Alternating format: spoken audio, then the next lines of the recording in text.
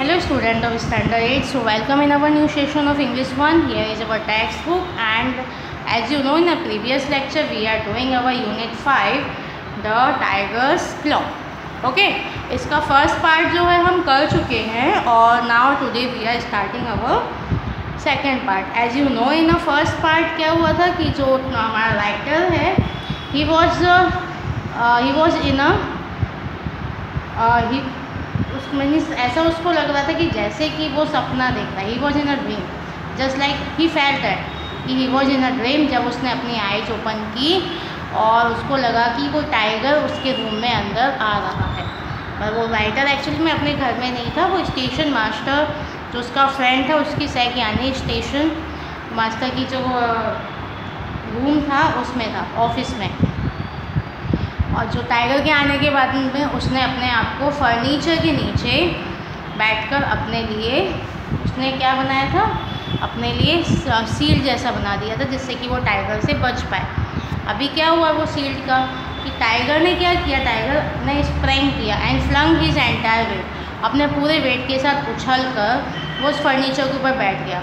Now writer thought it would be reduce to match would.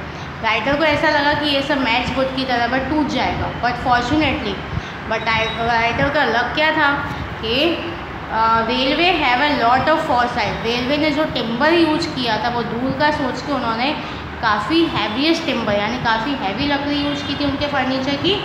इसकी वजह से वो फर्नीचर या जो टेबल के नीचे राइटर था वो नहीं टूटी. दैट सेव्ड मी, उस चीज़ ने राइटर को बचा लिया. The tiger could do nothing more, tiger कुछ नहीं कर पा रहा था. Then perch himself on the roof of the table.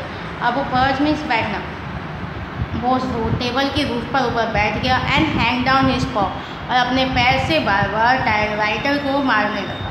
But he try to strike me down. वो चाहता था कि वो राइटर को एक स्ट्राइक मार दे, एक बार उसको मार दे. But I parried with a chair and stool, पर उसने अपने आप को राइटर ने चेयर और स्टूल के बीच में फंसा के रखा था. The table rocked under him, जिससे कि टेबल उसके लिए रॉक की तरह साबित हो रही थी. आई फेल्ट स्मूथर, पर राइटर को वहाँ पे थोड़ा सफोकेशन भी हो रहा था, सांस लेने में प्रॉब्लम हो रही थी. Because I could feel his breath on me, वो टाइगर की ब्रीथ को अपने पास फील कर पा रहा था. मतलब उसकी सांस की आवाज़ भी वहाँ तक आ रही थी, उसको वो फील हो रहा था.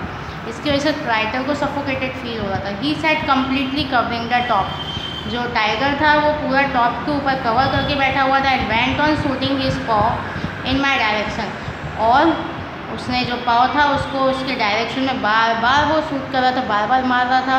He would have scoop portion out of me, वो चाह रहा था कि वो राइटर में से उसका बॉडी के अंदर से एक स्कूप ऑफ पोर्शन या थोड़ा सा तो निकल आए जिससे कि राइटर हार्म हो जाए. But fortunately I sat right in the corner. तो जो राइटर था वो एकदम कॉर्नर में बैठा हुआ था. Here breeds out of his reach, यानी बिल्कुल कितनी जगह बची थी उन दोनों के बीच में कॉर्नर से, जैसे कि थोड़ा सा, जैसे कि बिल्कुल थोड़ा सा प्लेस रह गया था अगर टाइगर उस तक पहुंच नहीं पा रहा था. और he made vicious sound and wriggled over my head, वो राइटर के ऊपर अजीब अजीब आवाज़ें निकाल रहा था. He could have knocked the chair to one side, वो चेयर को वन साइड से नॉक कर रहा था. ड्रैग्ड मी, अगर वो चाहता, ही कुड हैव, वो चाहता तो चेयर को एक साइड से ड्रैग करके और ही हैड कम डाउन, नीचे आके कर सकता था. But somehow the side of the chair seem to worry him, पर किसी तरीके से साइड ऑफ चेयर है वो उसने उस पर ध्यान नहीं दिया. For a time he preferred to be out of its reach. This battle went on for while, ये बैटल काफ़ी टाइम तक चली. वो राइटर के ऊपर बार बार अपना पाँव मार रहा था लेकिन वो बच रहा था. I can not say how long, कितनी देर तक उसने ये किया नहीं कह सकते. Time had come to a dead stop in my world, तो टाइम था डेड स्टॉप यानी मेरे वर्ल्ड में क्या सब, मुझे ऐसा लग रहा था कि वक्त जो है वो थम गया है. He jump down and walk about the table, तो नीचे आया, उसने जंप नीचे किया और टेबल के चारों तरफ घूमने लगा. लुकिंग फॉर अ कैप देखने के लिए. I rattle chair a couple of time, मैं चेयर की तरफ देख रहा था काफ़ी टाइम तक. But very soon it lost all is terror for him, वो काफ़ी देर में उसने अपना सारा टेरर उस चेयर के ऊपर निकाला. He patted the chair and found it offensive, वो चेयर की तरफ बार बार मार रहा था, उसको लगा ये इनऑफेंसिव यानी हार्मलेस है. At this discovery to try to hurl aside, उसकी इस डिस्कवरी से उसने उस चेयर को एक तरफ थ्रो करना चाहा, जोर से उसने थ्रो करना चाहा, but I was quick for him, पर मैं उससे ज़्यादा क्विक था।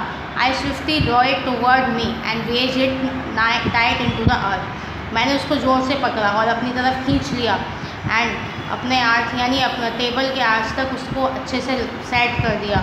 And the stool protective me on other side, और स्टूल भी मुझे दूसरे साइड से प्रोटेक्ट कर रहा था। आई was more or less in a stockade made of the legs of furniture. मैं ज़्यादा या कम कुछ कह नहीं सकता, लेकिन मैं लेग्स ऑफ फर्नीचर और ये सब चीज़ों से बचा हुआ था। He set up on his horns in front of me wondering how best to get me. वो मेरे साथ में बैठ गया था, वो चेक कर रहा था कि वो किस बेस्ट तरीके से मुझे वहाँ से निकाल सकता है। Now the chair table and stool had form a solid block. अभी टेबल स्टूल और चेयर की वजह से एक सॉलिड ब्लॉक बन गया था उसके मेरे बीच में। With me at their heart and they could withstand all his tricks. He scrutinised my arrangement with great interest. वो मेरे पूरे अरेंजमेंट को काफ़ी इंटरेस्ट के साथ देख रहा था। Aspired a gap and thrust his paw in. वो गैप ढूंढ रहा था, अपने पॉ को उसके अंदर डाल रहा था। Entangled in my eyes with the curve claw opening out toward me. उसके जो वो मेरी आंखों में देखता जा रहा था, उसके जो कर्व क्लॉ थे वो मेरी तरफ बार बार कर रहा था। I felt very angry. अब मुझे भी गुस्सा आने लगा at the sight of it, ये सब देखते हो। Why should allow the offensive to be develop all in is on way. क्यों जो ऑफेंसिव है उसी को सब कुछ करने का ट्राई किया जाए, मैं भी कुछ कर सकता हूँ। I felt very indignant. अब मैं काफ़ी इंडिग्नेट फील कर रहा था। The long knife from the station master table was lying nearby. जो लॉन्ग नाइफ था स्टेशन मास्टर के टेबल के पास पड़ा हुआ, टेबल मास्टर के जो टेबल से गिरा था वो वहीं पड़ा हुआ था। आई पिक्ड इट अप, मैंने उसको उठाया एंड ड्रॉ इट इन, और उसको चला दिया उसके ऊपर। ही विड्रॉ हिज पॉ, उसने अपने पैर को बाहर निकाल दिया। मेंटेन बाय पेन, पेन की वजह से चिल्लाने लगा। ही जम्प्ड अप, उछलने लगा। And nearly brought down the room में घूमने लगा। And then try to crack to bites the entire stockade. और जो बाकी जो स्टॉकेट था यानी जो फर्नीचर है उसको तोड़ने का ट्राई करने लगा। ही डिड नॉट सक्सीड, पर सक्सीड नहीं हुआ। ही once again thirst his paw इन, उसने फिर से अपना पैर अंदर डाला, पंजा अंदर डाला। I employed the knife to good purpose. मैंने नाइफ को फिर से चलाया and cut off a digit with the claw, और उसके जो क्लॉ थे यानी उसके नाखून थे वो फिर से काट दिए। और it was a fight to finish between him और मी। इसकी वजह से उसका मेरे बीच की फ़ाइट ख़त्म हो गई। He return again and again to the chart, लेकिन वो बार बार फिर से अंदर जैसे वो अपना पैर अंदर डालता या पंजा अंदर डालता, आई कट ऑफ, मैं अपना चाकू चला देता। लेट मी कन्फेस, मैं आपको कन्फेस करना चाहता हूँ कि 3 claw before I had done with him.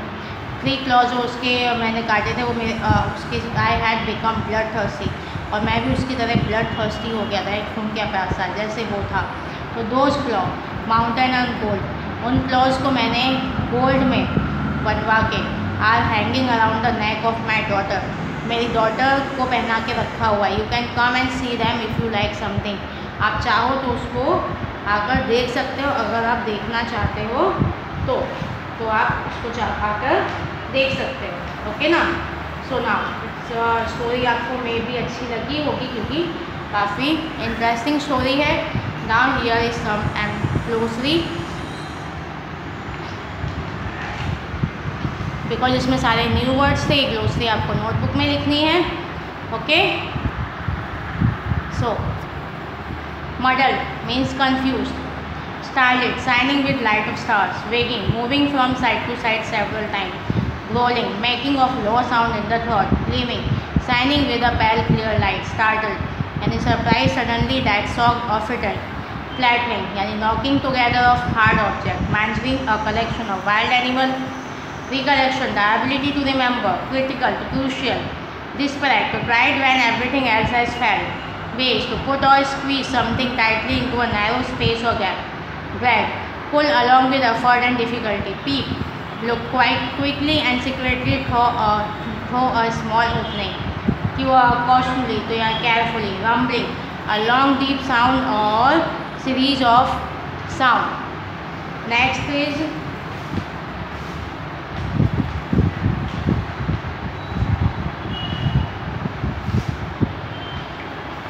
flourish. Flourish, to wave around the make others see it. Scratch, to rub with nails. Shake, a small building made of wood or metal. Hideous, very ugly or unpleasant. Crouch down यानी bend down on the knee. Here is the part 2. Flung यानी threw with a lot of force. Reduce, broken down. Foresight, ability to judge correctly about future. Perch यानी sit on. Rock means move backward and forward. Smothered यानी suffocated, felt, difficult to breathe. Wriggled means twisted, body with small and quick movement. Rattled means the noise like a series of knocks. Pointed, to touch repeatedly with his paw. Inoffensive means harmless, or hurl means throw something with a lot of force. So do in, not do. Okay? We will meet again next session. Till then, goodbye. Thank you very much.